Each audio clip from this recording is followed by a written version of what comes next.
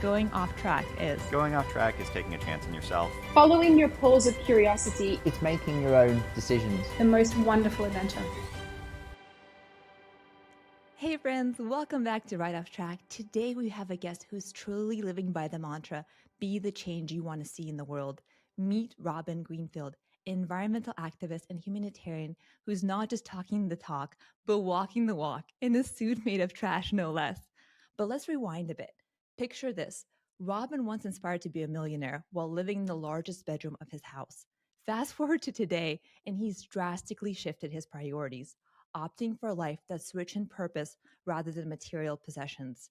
From biking across continents to constructing and living in tiny houses and growing his own food for an entire year, Robin's life is a masterclass in sustainable and purposeful living. So why tune in? Because Robin's journey is packed with actionable insights that can help you make more conscious choices in your own life. You'll hear about community composting, food waste reduction, and so much more. We may not all adopt Robin's extreme lifestyle. His story offers something for everyone looking to make a positive impact. Get ready for a conversation that could change the way you see the world. So don't miss this episode. Let's dive in. Welcome to Right Off Track, Robin. I'm so excited to have you here. It's very nice to be chatting with you, Anya. And quick shout out to your team. All the volunteers, they were so responsive. I didn't expect to hear back, and they were like, yep, Robin would be interested to be part of this podcast, and just so honest. So quick shout out to all the people that are supporting your mission and your work. They were incredible to work with. Thank you. So Robin, I did a lot of research around this, and as I mentioned to you just a moment ago, there's so much to unpack here around your story and the incredible work you've been doing for over a decade to inspire people to see the world in a different way. But in your own words, could you share a little bit about the track that you've taken for over a decade and kind of what inspired you to now educate people in this unique way? Sure. Yeah, well, in 2011, I was living a pretty typical lifestyle for the United States. I was very focused on material possessions and financial wealth. In fact, I had a goal of being a millionaire by the time I was 30, and I was happy. I was enjoying it. I had lots of friends. Life was good. But then something happened where I realized I wanted to totally transform my life. I started to watch a lot of documentaries and read a lot of books, and I just learned that the way that I was living was causing an incredible amount of destruction to Earth, to my fellow humanity, and to the plants and animals that we share this home with. And I learned that everything that I was doing, from the car that I was driving, to the gas I was pumping into it, to the food I was eating, the cheap junk I was buying, the trash I was creating, I learned that just everything that I was doing was causing destruction. And so I decided to take my life back from this destruction and, one step at a time, bring my life into a state of harmony where my actions could actually be not only sustainable, but actually beneficial to the world. And that's what I set out to do. I guess it's been 12 years now. And I set out to show people that this was possible, and quickly decided to become an environmental activist and show people that another way is possible. It's incredible. And you mentioned you started getting this curiosity, you watched documentaries. Could you maybe dive in a little bit more? What was that catalyst? Because I think a lot of people watch documentaries and like, oh, that does not feel comfortable. And they share it, they like it, and they move on with their life. Yeah. What was really the point what were some resources that really got you to shift and say, like, hey, enough is enough. I'm going to radically change my lifestyle. Well, so definitely a lot of people have had they've seen the same documentaries, they've read the same books, they've had the same sort of awakenings that I did. And I have taken it quite a few steps. And the big thing for me is that I do think very logically and rationally, and less so emotionally based. And so for me, it was just, okay, I realized I'm living a hypocrisy. My actions are not in alignment with my beliefs. I'm 25 years old, and I might be living for another 5 or 6 decades. I'm not going to live in hypocrisy for 50, 60 more years on this earth. Wow. So for me, it was just simple. It was like, I have this one opportunity to live, and I'm gonna do it differently than I am. And I also have a fair bit of privilege and resources to be able to, shift. I didn't have a mortgage. I didn't have kids already. I was pretty free to be able to pursue exactly what I wanted, which was what a lot of these documentaries and books were teaching me. And some of those were like The Story of Stuff. That was an incredible series that educated me. Actually, Zeitgeist, the documentary, which has some issues that I don't fully agree with, but overall, that movie really shook me up to my core. Documentaries like Food Inc. and books like The Omnivore's Dilemma by Michael Pollan. And then, learning about like Vandana Shiva, for example, and her work against GMOs. These were definitely some of my early inspirations and wake-up calls. Yeah. And I can imagine also, like, as you start changing this life, I think most people would think, oh, that must have been really hard. But I'm curious, what were some of the surprising rewards that came into your life, into your soul, as you started embracing this life? Yeah, I mean, definitely, I changed so much about my life. And so a lot of people, they look at this and they think of it as like giving up. They think of like this as like sacrificing. But it wasn't about giving up or sacrificing for me. It was about removing the extraneous from my life, removing the things that weren't serving me so that I could make space for the things that would bring me more joy, more purpose, more meaning, more happiness, more health, more connection. I was just simply pursuing my basic human needs, but figuring out how I could reach and have my basic human needs met without stealing from others and other species as well. And so it wasn't about giving up. And I quickly was finding myself just so much healthier as I broke free from the global industrial food system and started to eat local, unpackaged, unprocessed foods. I was healthier. As I started to ride my bike more and drive my car less, as I started to volunteer rather than drink beer, all these things that I started doing, like I was feeling happier and healthier, and I was feeling more purpose and meaning. And so, I really have almost never given up anything. I just don't think of it that way. I've just chosen to live the exact life that I want to. I've chosen to live in integrity. And there's nothing more fulfilling to me than being able to live a day in high integrity. Oh, I love that. I love the focus that you have. It's not giving up. It's filling yourself up with the best things in life, really, and discerning the two.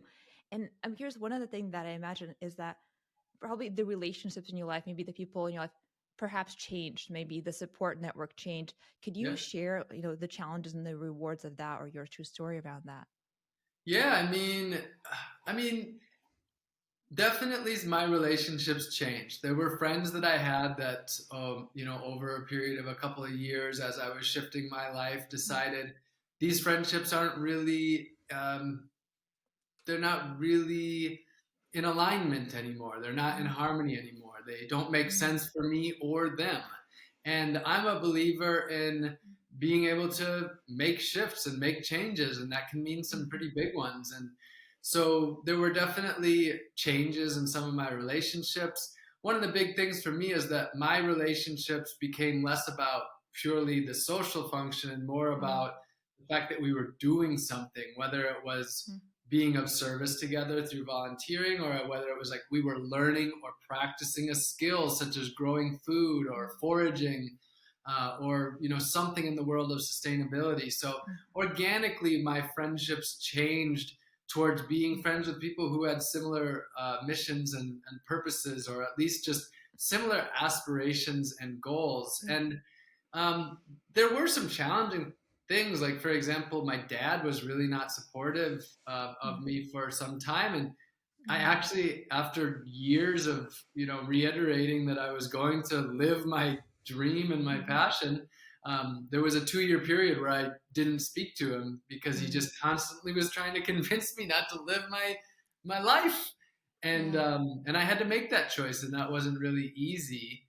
And I still don't talk to him a lot today. I love him and he loves me, but it's like sometimes you have to do some things that are not easy, but are going to ultimately serve your higher purpose. Thank you. I appreciate you sharing your heart as always, but just sharing that moment. Um, and one thing you mentioned earlier is that this may seem to people like, oh, you're trying to do this thing to educate, but like, is this rational? And you mentioned it is very rational. And when I looked at your website for, again, over a decade, you figured out, an interesting way to make a point in an educational and kind way. You're not pointing fingers. You're just like, here's my life. Here's how I can teach you through my experience. And it's also like to me, a reminder of being almost like a social media expert. Because like, how can I attract attention to this in a fun and clever, inspiring way? So can you share like the logic that guides you like to your next, educational experience from, Sure. not showering to, all those things that you've done?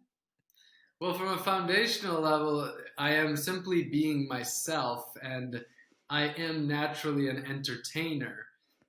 In about fifth grade, I started to find my meaning. We all are just looking for a sense of belonging, of connection, of acknowledgement. Every one of us at every moment is just trying to meet our basic human needs.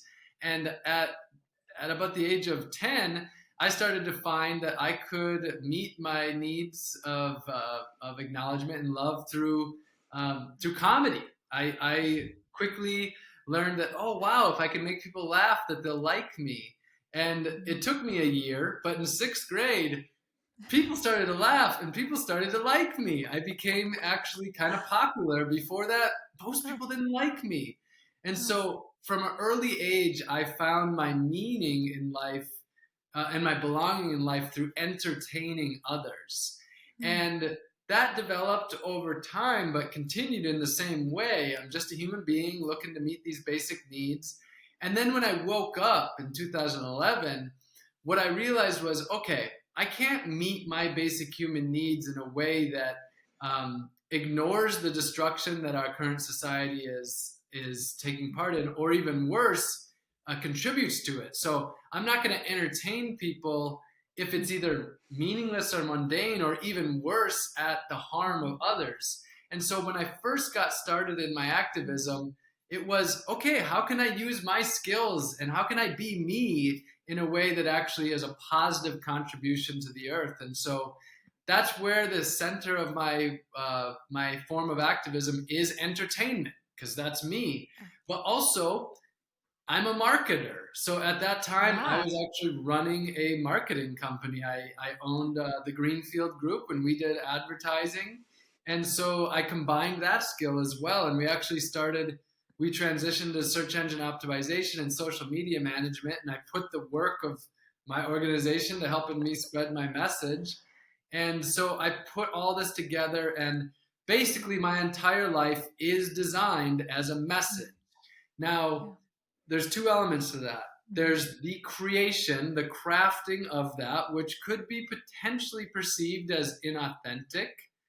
But there's the reality that that's who I am. I am just like some people, a journalist is a writer. Well, I'm a message spreader, and it's what I feel very passionate about. And so I come up with interesting ways to reach millions of people that never have thought about environmental, issues before, or don't think about them much. And it's all about that. How can I use my life as a vessel to reach millions of people for positive change? Hey, I didn't even know that about your background. Maybe it's my lack of research, but that makes so much sense. To me, it's fascinating how life sometimes prepares you step by step in ways you may not expect. I don't know if you expected when you went to marketing and had that skill, like, hey, I'm going to be a global advocate. Maybe you did, but it's amazing. Yeah, I mean, no, when I was doing that, I was just selling advertising for pizza and, massages and whatever people would buy. I was just pushing consumerism at that time. And one of my early inspirations was 1% for the Planet and Yvon Chouinard, the founder of Patagonia. That's when I learned about using business as a tool for positive change. And so at that time, that's what I was doing with my company. But even the further I went, I was like, all right, I'm selling this advertising, and sure, I'm putting a huge portion of my profits into good stuff. But I was like, I don't want to be doing bad so I can do good. I want to be putting all of my energy and my effort into affecting positive change. And I mean, we live in a difficult world where that's possible, but that's my whole life is a strategy. Every day, it's okay. What can I do? I mean, it's actually one of my greatest struggles. It's that every day I'm like, all right, the world, look at the state that we're in. There's hundreds of issues at any given moment. What is the best way that I can be of service to Earth and humanity? And I know that I figured it out to a decent extent, but I'm still trying to figure it out. What is the best thing that I can do with my life to use it effectively as a vessel of change? I think I watched the video the other day where you showed your to-do list, and you were saying how sometimes it can be frustrating. At the end of the day, it just feels like you still have so much more you wish you could do, which is very relatable. Yeah. And I was wondering, so one question I had from somebody on another podcast, and I like to ask it to other people, is how do you inspire people to think big, to think that they can make an impact in the world? Because I often think that we look at this information around us and things that are happening, and we don't sense a sense of agency that we could make an impact. What would you have to say to somebody who's maybe in that situation with that mindset? How can we help inspire them to see that they can do more? Sure. Yeah, there's a lot that could be said there. One of the things first is like, if you're thinking big, think realistic.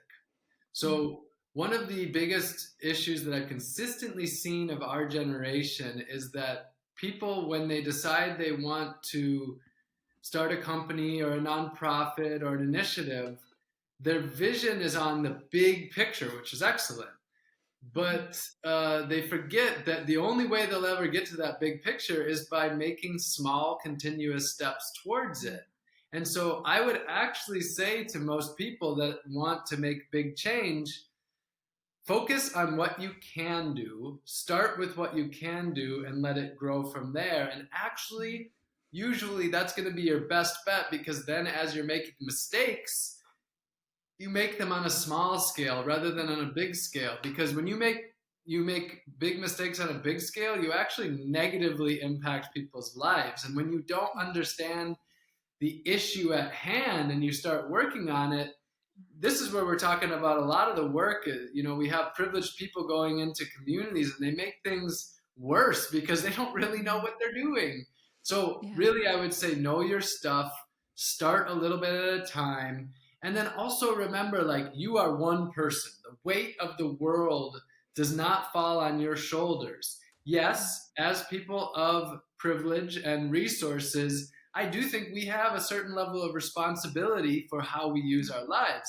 But the weight of the world does not fall on our shoulders. So don't take the weight of the world on. Take on what you can do and work within your means. That's beautiful. I love that logical approach. And again, being mindful that there are a lot of things happening in the world, but we also need to come back and restore ourselves so we can show up the next day in our best capacity. And to that point, what was your journey like, step by step? Like, you grew this community, you grew the sense of activism. I look on your website and you have a lot of initiatives, from like seeds to compost to tree planting. Like, how did that all grow beyond just you? Well, just lots of hard work is definitely number one. I mean, that's consistently what I've seen, is that if to accomplish most things, some people get lucky, some people have a whole bunch of money, but most of us, we just need to work really hard if we're ever going to expect to make meaningful change. And so primarily, the way I look at it is it's just putting in a lot of work. There's a lot of 80-hour weeks, but it's not work when it's like truly your passion. And then, of course, it's about connecting together with community. A lot of my initial awakening was about the idea of self-sufficiency, about like how I could meet my own needs, how I could do this independent of corrupt corporations and governments and such.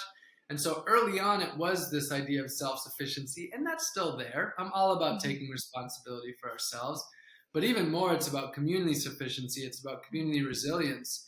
So I would say that everything is generally easier with community as long as you can actually get along, because if you're not getting along, then everything kind of is a lot harder.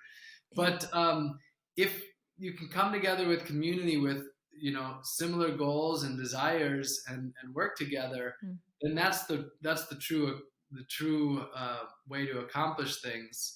And I do see community at the root of the solution to so many of our problems today as a humanity. And from your videos, you also show like you don't have a checking account, you don't have a bank account, credit card, all those things. So you're doing all this work and creating community without a massive, financial investment and glamour and allure. How do you do that? Like, how do you create community that's driven by purpose versus, artificially maybe stimulated? Well, for most of us, unfortunately, a lot of us look around us and we feel like we're the only one. Like, there's nobody else who feels the same about us as us. There's nobody else who cares about these things. What I've consistently seen is that's just not true. There are people who care in every city, every town, every village, all across the country I live in and all across the world. But think about it. If you aren't letting other people know that you care, how would they know that you do?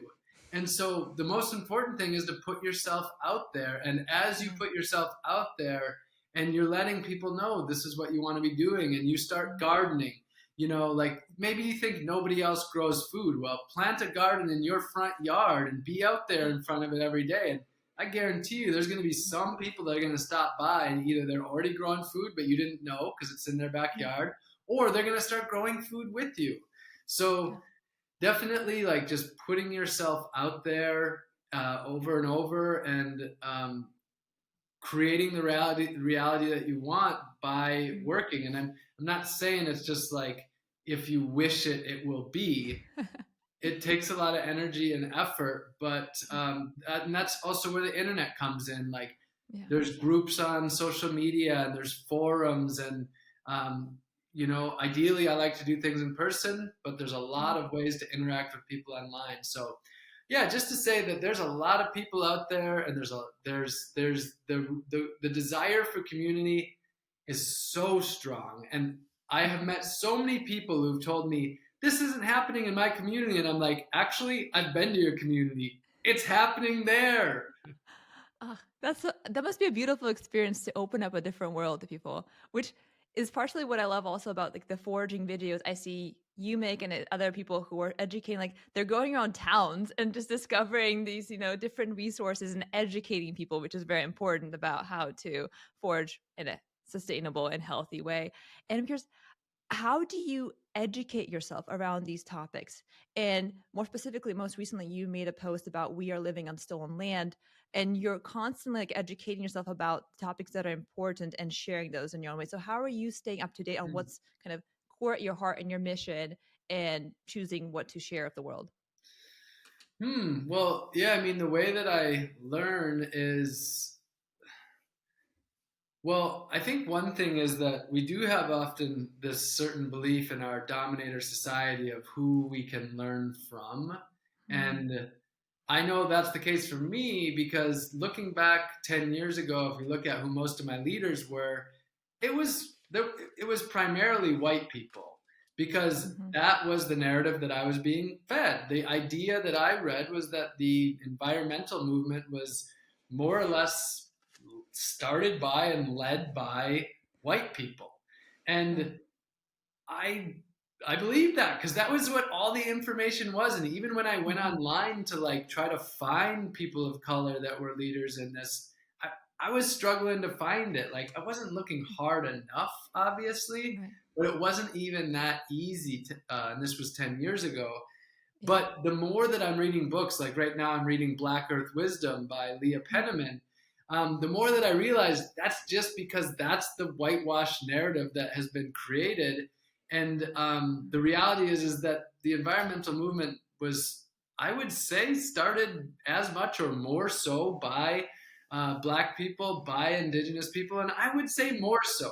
I would say substantially more so, because they've been fighting for their own, their own health and their own communities that have been more targeted by the capitalism and colonialism and such. So for me, I don't know. These days, I feel like the most that I learn is by listening to Indigenous women, by listening to Black women. As a white man, like that's how I get a much wider perspective. It's how I understand what's really going on for a lot of society, and there's so much power and wisdom and knowledge that I've gotten just by picking up those books, but it's so much more than that. It's just in all of our communities, there's so many people who have this knowledge, and so I think another part is about humbling ourselves and saying, who around me, might have perspectives for me to learn from. So I try to get my information from a balance of like the big global leaders who are there because they have really, really important messages, and people who, people don't really listen to or know too much from. So I don't know. That's something that comes to mind. I love it. It's interesting. Some people might be surprised. So this podcast is, now I'm calling it like entrepreneurs with purpose. And I'm like, okay, well, you have a humanitarian. How does that align? And to me, entrepreneurship is the sense that you see a problem in the world that doesn't have a solution and you go for it. I'm not looking at it as like make the most amount of money search. It's like success in the sense of how do you make the world better with a purpose. And so you have this innovation in the sense like you're looking at a problem and you're being creative with it and you have a purpose guiding you. So I want to inspire people to think bigger. And to your point you made earlier, sometimes you may feel isolated. And growing up, I traveled the world, which I had the privilege to do so, but I came to the US with my mom from Russia when I was little.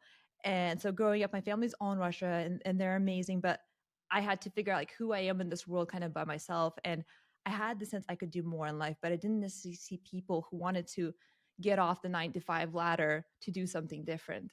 And so I was hoping to create this community with the podcast where people, no matter where they are in the world, could see others working with a purpose, no matter how far away. And it's like, hey, if Robin can do it, why can't I do it? Nice. Why can't I adapt something in my life that's meaningful to me and share that with others and see what can happen? Nice. And I want to dive into personally, I'm curious, you've done a lot of different, let's say, projects to show the good of humanity, to show how we are consuming, or maybe in illogical ways. What do you think was the most impactful project? Like what caught the most attention from people out there that maybe influenced some change? Well, yeah, I mean, it's safe to say that the project that caught the most eyes was my month of living like the average person, eating, shopping, consuming like the average person, but with no garbage can. Instead, I had to wear every single piece of trash that I created. Every coffee cup, every plastic wrapper, every piece of garbage went onto a suit on my body that was clear so you could see every piece of trash that I added. And the average person creates 4.5 pounds of trash per day. And I didn't quite make that, but by the end of the month, I was wearing 87 pounds of trash when I did this in New York City. And it was just I was a walking billboard for the truth behind our consumerism, and people saw it and people understood it. It was very clear. Yeah. How did you come up with the idea? Well, I know one of my inspirations was Super Size Me, where Morgan Spurlock, he ate just McDonald's for 30 days, and I saw that worked. And I said, how could I take that same concept and apply it to showing how much garbage we create, in our lives as just an individual. So Morgan Spurlock Super Size Me was part of the inspiration. And at the time I was dating my partner, Cheryl, at the time. And we would do a lot of brainstorming together. And so I'm sure part of it came from there. And I don't really remember where, fully where things come from. They come from just a lot of conversations with friends and colleagues. And a lot of my ideas come while I'm riding my bike, actually. Well, I feel often my most inspired while I'm out riding my bicycle. That makes sense. Like your mind's not on it, right? It's free to wonder and reach those creative places in the world. One thing with my own personal bias, I'm a mom. We have 3 boys. We have a lot of privilege, and I'm cognizant of that. But I look at you and I looked at your video where you talk about you have 111 possessions, 44 possessions. And some people may think that's crazy, but I honestly felt a beauty to that. And again, I know that I'm just talking, like, I probably can't relate fully, but the sense of like, you're free. The sense of, nothing is burdening you down. And you said like nothing really has an emotional attachment because you can lose something. Oftentimes we lose something, oh no. But when you release that energy, you have more space for, other things. But on the other hand, I'm struggling. How do people who have maybe, family, kids, dependents, still embrace a fuller life of sustainability while maybe not being able to live, full extent of, foraging or kind of having those dependence and balance, a sense of purpose, sustainability with other responsibilities? Yeah. Yeah, so just to clarify, when I owned 44 possessions. Everything I owned fit into my backpack, literally everything. I didn't have anything stored in Yeah. any closet, anywhere, at any friends or family members. It was literally every possession I owned, 44 fit into a small backpack. And that Yeah. included like my one pair of underwear, that included like my passport, my one pair of socks. It was literally everything. Yeah. And the freedom that I felt during that time was incredible, like just such a level of autonomy. And that freedom just allowed for being in a state of flow. And being in that state of flow for me allowed me to be effective as a messenger, as a servant. And so for me, living with less is key to basically having more time to do exactly what I want to be doing. Mhm. Now, my message is extreme. Like, I do extreme things, but it's never my message to say that you have to be doing extreme things. Now, Right. if you want to do things that are extreme, I support you, because Mm-hmm. the reality is we have 5% of the world's population in the United States, but we consume 25% of the world's resources. That by definition is extreme. And so the reality is that the way we're living this normal life, this American dream, it's actually the world's nightmare. And it's not normal at all. It's extreme. So I invite people to go to the other end of the extreme and to shake up their lives in order to create radical change around them. But I know most people aren't going to do that. So it's all about looking at our lives and asking, what can we do? You can't look at someone else and say, okay, I'm going to do exactly what they do. My life is designed for me. Your life needs to be designed for you. So if you have kids or if you have a big house, things are going to be different. But there's plenty of people who have large houses, and there's plenty of people who have kids who are making massive strides to live more sustainably, or already have done a lot of things to live more sustainably. So my recommendation to people is to start where you are. Embrace that you are you. You can't be anyone else. You can't be me. You can only be you. You can only be in the moment you're in the moment you're in, and you can only be where you are in the moment that you're there. So start with yourself, where you are in the moment you're in. And my recommendation is to start with something that you're excited about. Start with something that you're feeling inspired about. If you're inspired to grow some food, start growing some food. If you're excited to forage, start foraging. If you're excited to reduce your waste, reduce your waste. If you're excited to volunteer at a nonprofit, do that. If you're excited to like change things in your kids' school, do that. If you're a lawyer and you want to move towards like environmental justice, do that. If you're a doctor and you want to transition to a more like natural healthcare, do that. So start where you are. Start with what's exciting to you, not what drags you down, and that will actually create energy to allow you to continue on the path of making more and more positive shifts in your life. It's beautiful. It aligns to what I see also in your videos. You mentioned, hey, I'm just trying to be perfect. And that's the real deal. Like you go to extremes in some ways, but at the same time, you're not perfect, and you acknowledge that. And I think that's very relatable. And you're educating people, like, again, be where you're at, meet yourself where you're at, and you can do something more, even wherever you're at. Just think about it creatively and have fun with it in a way. And thinking of that, two maybe biggest fears or challenges I think about is money and also health. So what I mean by that is you use very natural products. You don't have a lot of things. You have like one pair of flip-flops, or you have the shoes that you wear for for your environment. But I can think people like, well, how do you go without healthcare? How do you go without all the things, all the million appliances that I put on my face and my body? And then how do you go without the financial institutions who give you credit cards and loans and whatnot? And all these fears can creep up. Like, how do we function? And you Yep. do without it. So how did you handle these fears and still manage to have an impact and live functionally and happy without those? Yeah, you just one step at a time. One step at a time. I broke free from the monetary system. I had, a dozen credit cards, or not a dozen, a half dozen credit cards. I had lots of bills. I had some debt.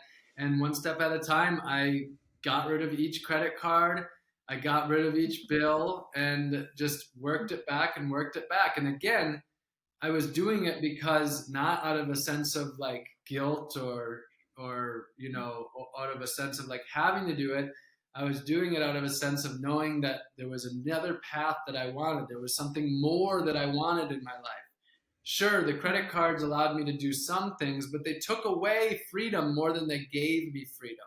Money can be freedom, but money can also be our own trap, our trap in the monetary system. And so for me, it was one step at a time, demonetizing my life, finding ways to meet my needs through relationships with people, relationships with the earth, relationships with our plant and animal relatives, and connecting with community, sharing, focusing on skills rather than ownership of things. I just one step at a time, like unraveled all of the webs of consumerism in my life.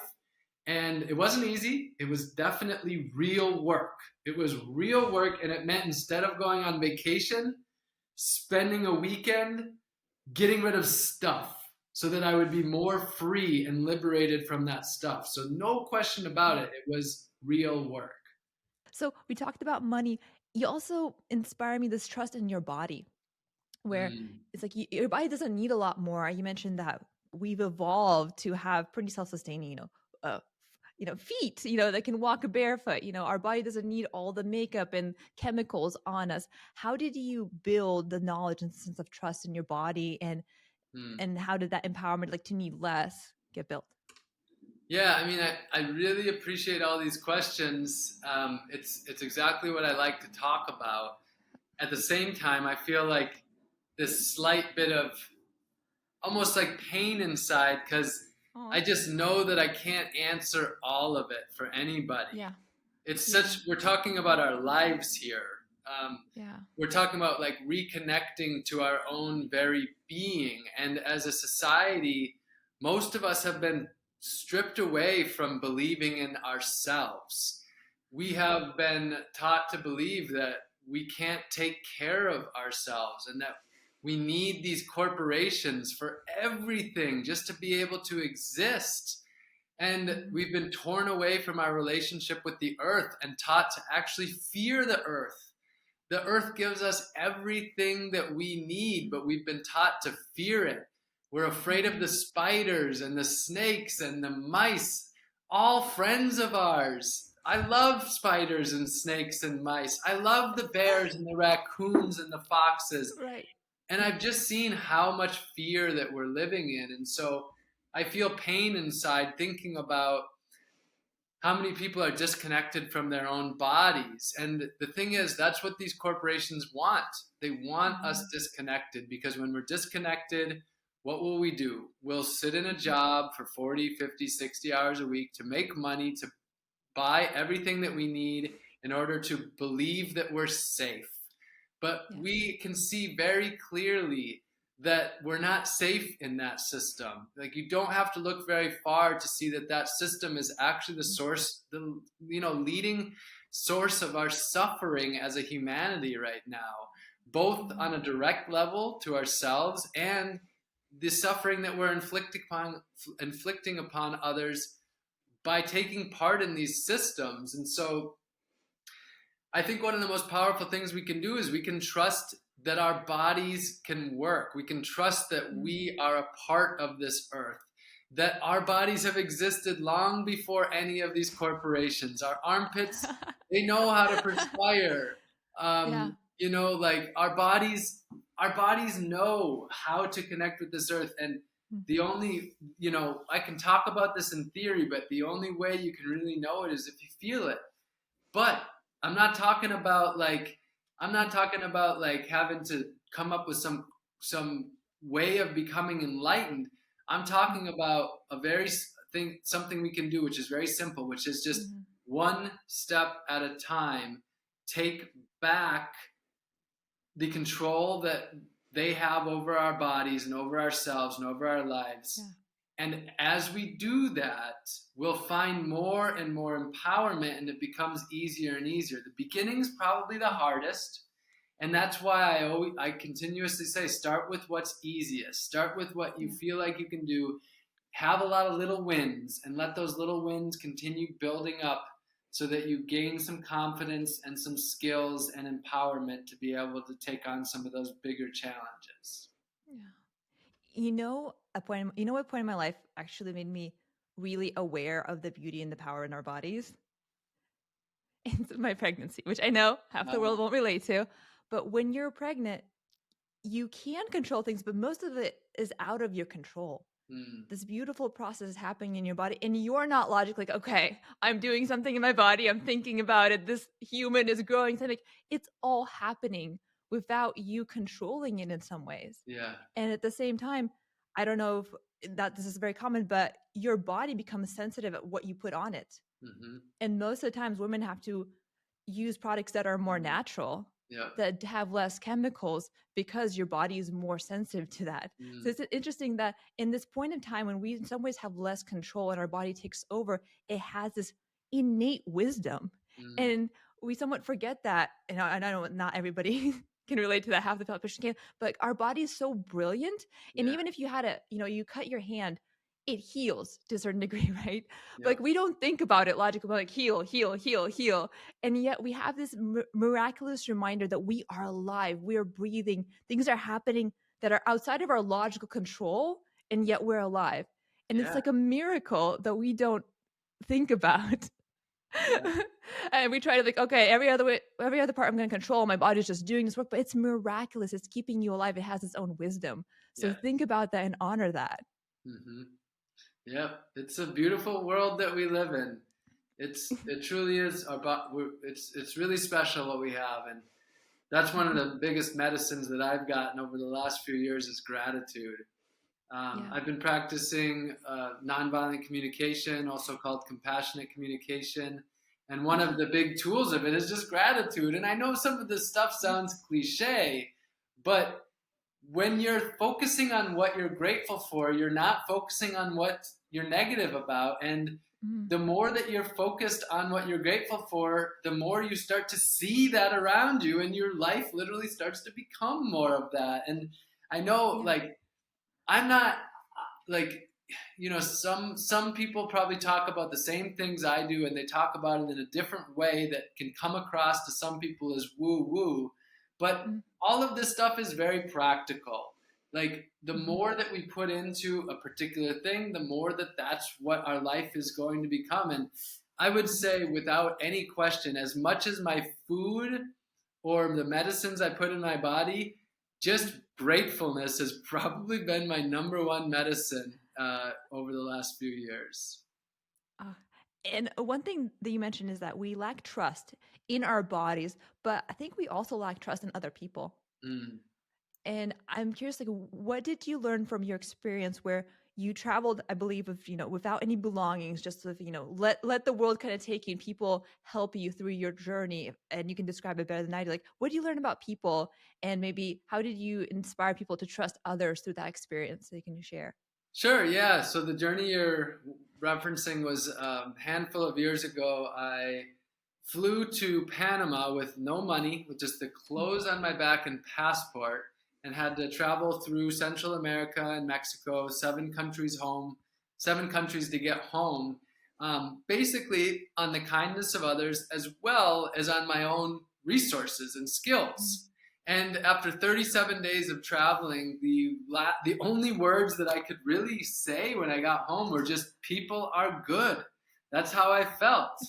And so as far as trust in humanity, here's the trust that I have. I truly believe that at every given moment, every person is doing the best that they know how to meet their basic human needs. Now, I'm not saying that the way they're going to do it is going to not cause harm to others. I'm not saying it's not going to be traumatic or, inflict pain for others. But I believe that every single one of us is actually deep down at every minute just trying to meet our basic human needs. It could be for acknowledgement or love or belonging, or it could be for shelter or food. We're all doing that. And so when I focus on that, I have a higher faith or a trust in humanity, knowing that, and it helps to reduce my level of anxiety and stress. I'm not saying put yourself in risky situations and just put yourself into the hands of people. I am saying actually analyze the situations. Look, is this a person that I should put my resources into? Is this the person that I want to spend my time around?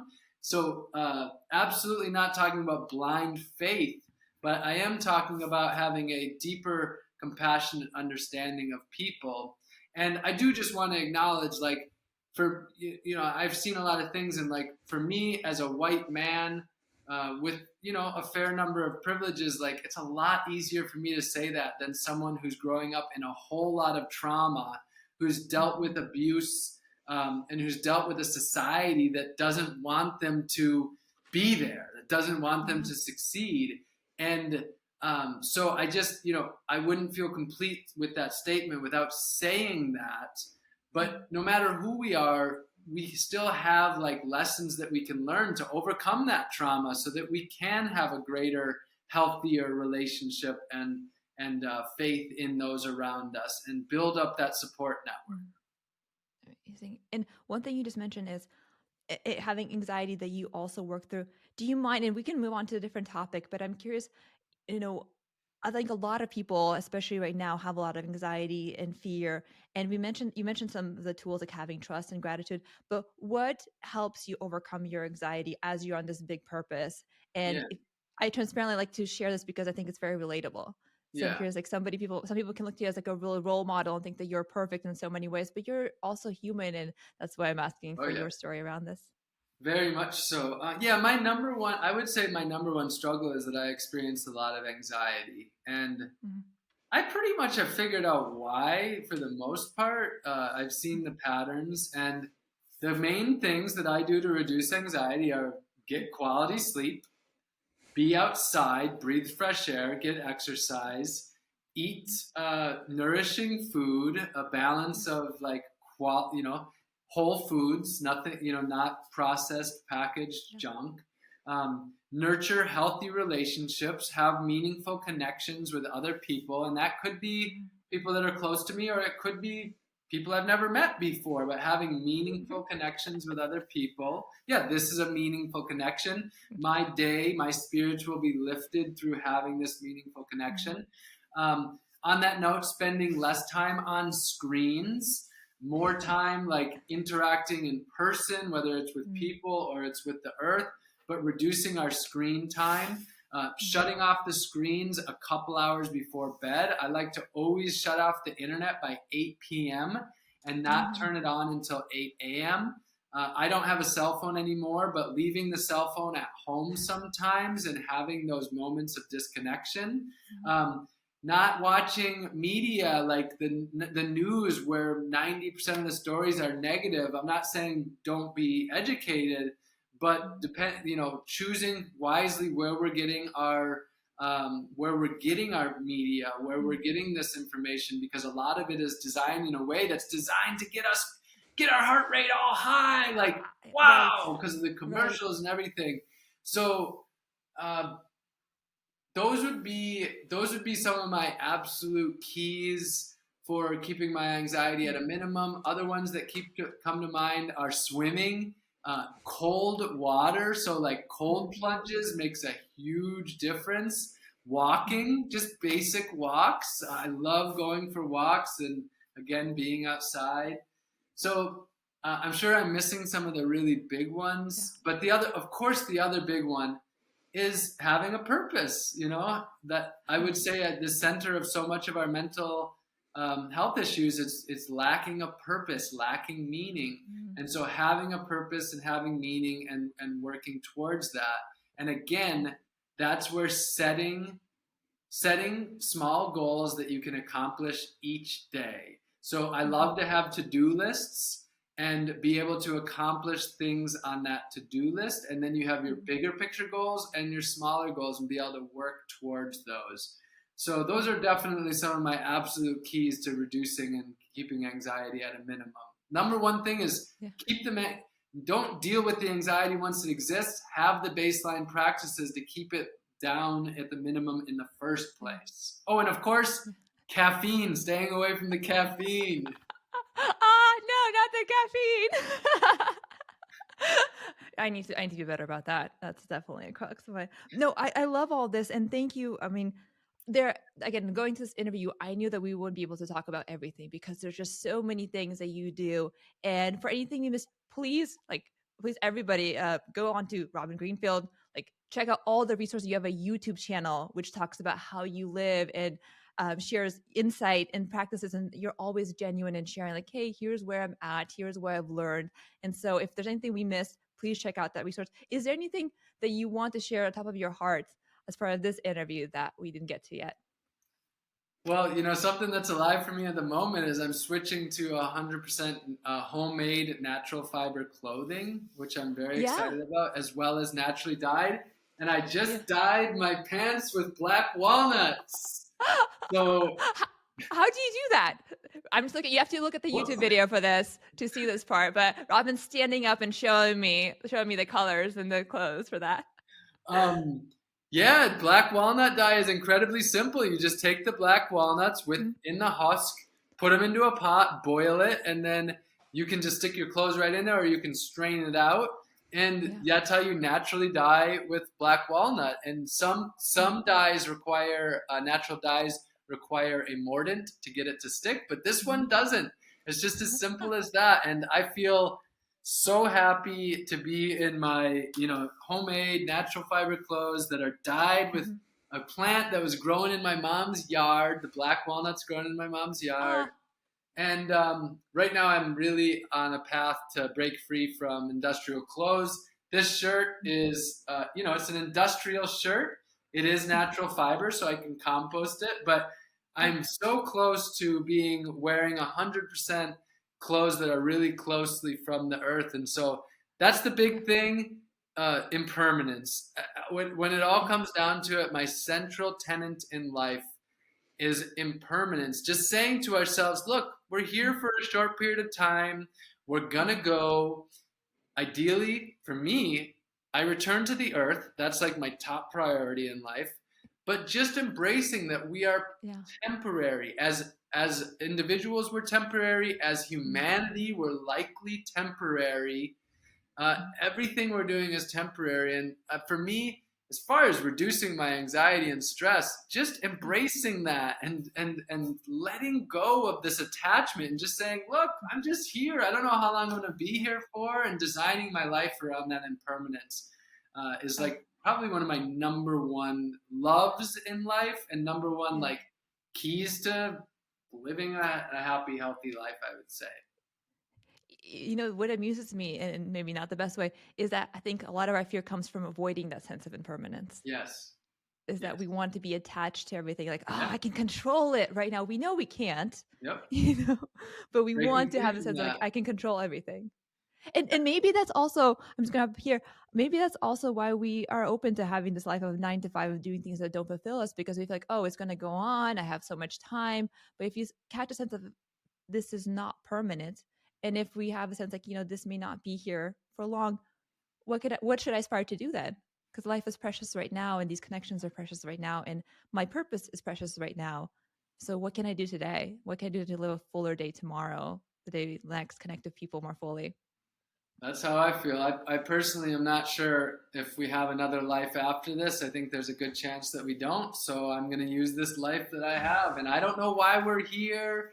I don't Yeah. even know if this entire thing is a dream or some sort of simulation theory. Yeah. Um, I really don't know what the purpose of life is. I don't need to have any of those answers in order to just I do believe what I do believe is that life Yeah. matters. I believe I strongly believe that life is meaningful, whatever the bigger picture behind all this is. And so, if I can live in a way that improves life around me while also living a wonderful life myself, Yeah. then I could feel pretty good about that when I die. I think, and so that's the simple Yeah. path that I'm on. And you know what inspires me is that you really are being the change you want to see in the world. Like many of us hear that, see that quote, and like, oh, that sounds great. Yeah. But you're Mm. fully committed to that. And that's so inspiring. And maybe Not we quite can't fully. really? Why? Why do you say that? Because I'm still stuck in some of the mundane things that I'm trying to overcome. Like, I It's, still have a lot of work to do. And, yeah. you know, I'm being genuine. It's like I've only Yeah. been doing this for 10 years Yeah. to really become the change that you wish to see, to fully become the change that you wish to see requires a full breaking free of the indoctrination of our society. And that is not something that you can do in just 10 years. Yeah. So I am continuously working on it. It all comes down to integrity to me. Like that's one of the big things. And there's still things that I do that are out of integrity. And I'm working, you know, I'm a human being who struggles each day to live in the highest integrity that I can. But I'm getting there, I'm making it further, and I'm hoping that 10 years from now, I'll be many steps further than I am right now. Let's do a podcast at that point. Hopefully a lot sooner, but let's reach catch up and see where you're at that point. I'd love to know. And Robin, any other final resources people should check out? Again, we'll have your YouTube channel linked. We'll have your website linked. There's amazing programs that are happening there around education and foraging and composting. Anything that you want to highlight to anybody who's listening right now? Oh, no, you know, I think I'll just go. My website highlights so many people, so Yes. many nonprofits. If you go to /books, that's the books I recommend. /nonprofits, that's the nonprofits I recommend. /people, there's like 50 people that I recommend listening to there. So, you know, go to those. I'm continuously adding I'm adding new people that I really respect and admire, and organizations I really respect and admire to those lists. So I would say, you could maybe go there and get some more And you inspiration all, from some people I love. one thing I want to add that's just really amazing is that you dedicate a lot of your proceeds, like 100%, I think, from a lot of proceeds to these good causes, which is just, again, inspiring to me. So that's amazing. Can I make a quick shout out to a nonprofit that I'm supporting? I Yeah. am also like, we're still growing, but I wanted from the start to have a podcast with purpose. And so what I want to do is shout out to a nonprofit that I'm supporting called Ready to Empower, which empowers women around the world. And this is their 10-year anniversary. So they are raising $50,000, 100% of which goes to operation costs. And so if you want to support another great nonprofit with purpose empowering women around the world, please check out the link in the description and support with anything you can that you feel is right in your heart. That would be so appreciated. And Robin, last but not least, we do 3 rapid fire questions and then we'll let you go. Does that sound Okay. good? Okay. Question top of my mind. Why do you only wear green and blue shirts and outfits? Well, why do I only wear green shirts? Because my last name is Greenfield. It just makes so much sense. But Okay. also because I feel more comfortable and balanced with the simplicity of not having choices to make with my clothes, and it just gives me a little bit more of just a simplicity in life. It's like just one less thing to think about, and also it's more humble too for me. I'm not trying to show off. I don't want to show off. It's just like, this is me. That's all there is to it. Pretty basic. Love it. So green's kind of favorite color because of the last name, and then it simplifies the process. Is that right? Yeah. I mean, it's hard to summarize it, but it is also an excellent marketing thing. It's like Yes. Yes. Greenfield. Yes. I want people to more Logical. easily remember me. And this is one little way that makes it easier for people to both recognize me on the streets and remember me too. So, there's an element of a marketing aspect to it, but it's genuine. I love it. Yeah. I want to It's wear your last one name. color. Yeah. Yeah, it would have been blue. If my last name was That's Bluefield, it would be blue. Blue is my favorite, actually, but yes. green's my new favorite because of that. Oh, beautiful. Okay. What's one word your friends would use to describe you? Oh, man, I don't like that. Okay, sentence. I mean, I don't want to put the words in my friends' mouths. You'll just have to call them and ask that question. Okay. Friends, please let me know in the comments what would you use to describe Robin. I love that. Okay. Last but not least, in the positive context, going off track is.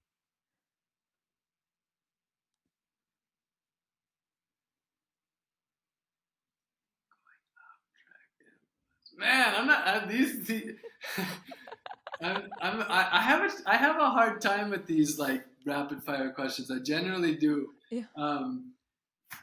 Going off track in a positive context would be, maybe breaking free from societal norms and stigmas, the track that you're used to, and going out and exploring new ways. Love it. You're perfect. That was great. Nice. Well, Robin, thank you so much for your time. And to our audience, thank you for spending this time investing in yourself. I hope this inspires you to think about, hey, today, what can I do more to align with something that brings me to life? Because as you can tell by Robin's example, it just takes that curiosity followed with some action and the strategy to make a change in the world. But we all will keep learning and growing along the way.